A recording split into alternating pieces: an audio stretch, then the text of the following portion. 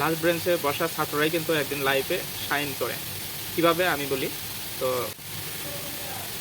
আমি যখন এসএসসি পরীক্ষা দিই তখন আমার ক্লাসের স্টুডেন্ট সংখ্যা ছিল অল ওভার ১০০-র উপরে। তো এখানে মেয়ের সংখ্যা একটু কম, ৪০ জন বা ৩০ জন এরকম, ছেলেদের সংখ্যা একটু বেশি। তো ছেলেদের এই লাস্ট বেঞ্চে যে ছেলেগুলো বসতো তারা কি করতো, মনে করেন যে একটু অপেক্ষাকৃত দুর্বল ছাত্ররা কিন্তু লাস্ট বেঞ্চে বসে। তো লাস্ট বেঞ্চে বসা ছাত্ররাই কিন্তু একদিন লাইফে শাইন করে। কিভাবে আমি বলি।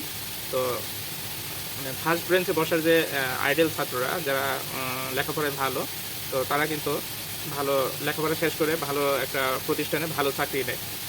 এই চাকরিতেই তারা সীমাবদ্ধ থাকে। আর লাস্ট বেঞ্চে বসা যে স্টুডেন্টগুলো, সেই স্টুডেন্টগুলো কিন্তু একসময় কী করে, ওই এসএসসি পাস করার পরে অথবা ইন্টার পাস করার পরে তারা কোনো না কোনো কর্মসংস্থানে চলে যায়।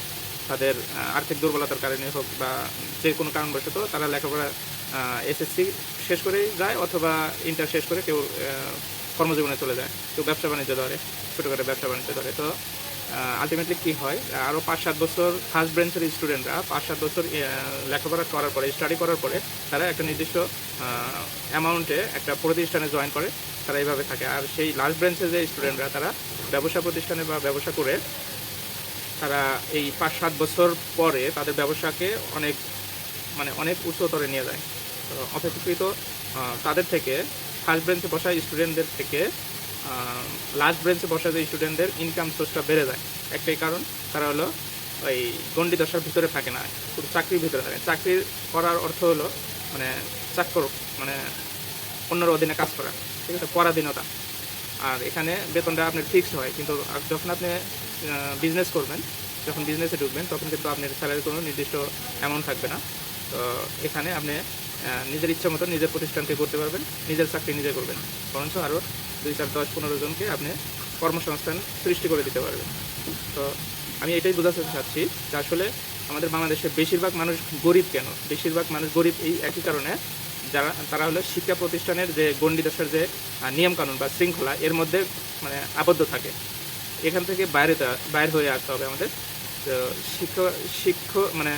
শিক্ষিত হতে হবে, কিন্তু কোনো একটা নির্দিষ্ট গণ্ডি দশার ভিতরে থাকা উচিত নয়। শিক্ষিত হতে হবে নিজেকে স্বশিক্ষায় শিক্ষিত করার জন্য এবং নিজে উদ্যোক্তা হওয়ার জন্য বা প্রতিষ্ঠিত মানে ব্যবসা বাণিজ্য করে প্রতিষ্ঠিত হওয়ার জন্য, ঠিক আছে। এই জন্য শিক্ষা গ্রহণ করতে হবে। আর আপনি দেখেন পৃথিবীতে যত নজির মানে শিল্পপতি আছে, যত বড় বড় যারা মানে ধনী ব্যক্তি আছে, তারা কিন্তু সবাই এই একই কাজ করছে। এই প্রতিষ্ঠানের যে গণ্ডি দশা মানে নিয়ম শৃঙ্খলা সম্পূর্ণ যে লেখাপড়া, এই পড়াশোনার বাইরে এসে কিন্তু তারা এই শিল্প প্রতিষ্ঠান করছে অথবা তারা প্রতিষ্ঠিত হয়েছে বা কোটিপতি হয়েছে।